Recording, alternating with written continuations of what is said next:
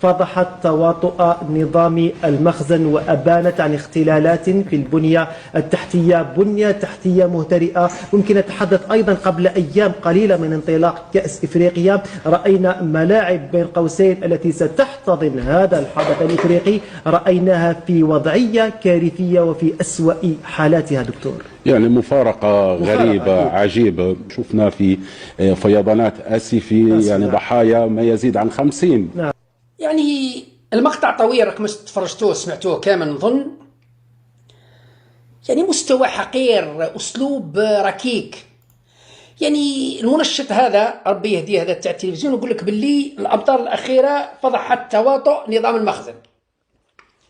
الأمطار الأخيرة فضحت تواطؤ نظام المخزن. الأمطار الأخيرة فضحت تواطؤ نظام المخزن. تواطؤ مع من؟ تواطؤ نظام المخزن مع ربي.